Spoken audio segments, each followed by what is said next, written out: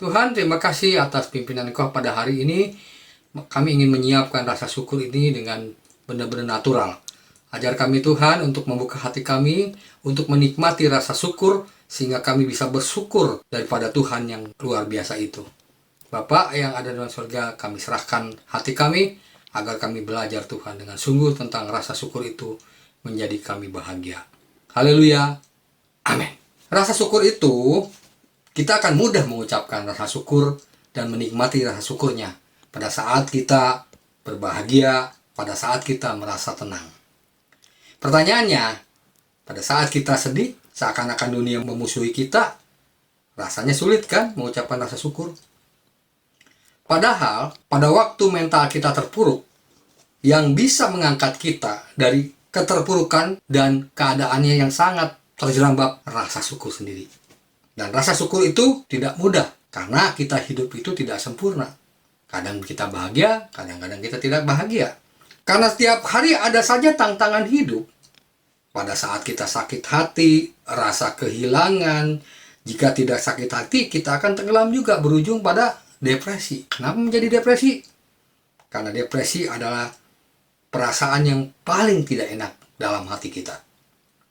Namun, ternyata rasa syukur itu adalah obat dari ketidakbahagiaan atau obat dari depresi itu sendiri. Kenapa demikian?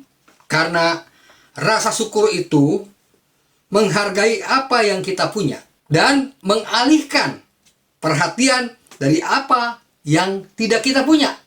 Bapak Saudara sekalian, kita mengerti bahwa ternyata rasa syukur itu dipengaruhi punya dan tidak punya, sehingga kita kehilangan pengennya punya. Kenapa demikian? Bapak Saudara sekalian, Alkitab dengan jelas memberikan penerangan. Kita akan buka di dalam 1 Tesalonika 5 ayat 18 mengatakan demikian. Mengucap syukurlah dalam segala hal, sebab itulah yang dikehendaki Allah di dalam Kristus Yesus bagi kamu. Bapak Saudara sekalian, kenapa Paulus mengingatkan jemaatnya di Tesalonika mengatakan bahwa mengucap syukurlah dalam segala hal? Karena dia menceritakan bagaimana Kristus yang telah menservis kita, yang telah melayani kita dengan perbuatannya lah membuat kita bersyukur atas segala pertolongan, perlindungan, penebusan dan semuanya. Bapak Ibu sekalian, Alkitab dengan jelas menghendaki kepada kita agar kita mengucap syukur atas perbuatan Tuhan kepada kita, bukan mengucap syukur atas perbuatan yang kita lakukan. Makanya kita akan depresi. Makanya tadi kan saya katakan, pada saat kita mengucap syukur, artinya bersyukur dengan apa yang kita punya dan mengalihkan perhatian terhadap apa yang tidak kita punya. Bapak Saudara sekalian, untuk berbahagia tidak ada pabriknya kan, melainkan mengucapkan syukur, dan ucapan syukur itu adalah kita bisa berbahagia. Kenapa saya katakan demikian? Ternyata di Amerika telah mengadakan riset. Kenapa sih orang itu supaya bisa bersyukur, bagaimana sih caranya? Bapak Saudara sekalian, ada seorang ahli psikologi terkenal di Amerika bernama Robert A. Emmons. Dia mengadakan riset tentang rasa syukur, dan ternyata hasil daripada risetnya itu 25% rasa syukur meningkat pada saat dia membuat pertanyaan kepada 1000 responden selama 10 minggu, dan dia hanya minta kepada responden itu satu hari mengucapkan 5 hal rasa syukurnya pada hari itu dan selanjutnya. Dan ternyata Bapak Saudara sekalian, hasilnya sangat mencengangkan. Karena sangat mencengangkan, dia menulis jurnal secara ilmiah di dalam Journal of Positive Psychology. Apa hasilnya Bapak Saudara sekalian?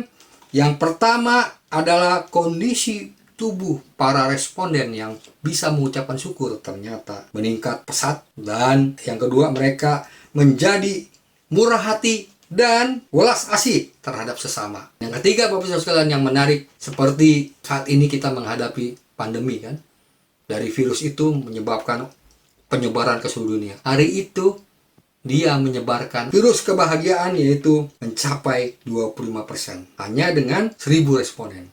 Bisa bayangkan kalau kita pada saat ini di dunia ini berapa miliar orang merasakan. Menulis saja supaya kita bisa praktek. Kita menulis apa yang kita syukuri setiap hari terus, maka apa yang jadi masalah Bapak Ibu sekalian akan terjawab. Yang dihutangi orang, tulis saja kebahagiaan, terima kasih Tuhan, apa tulis, semua itu akan berbalik.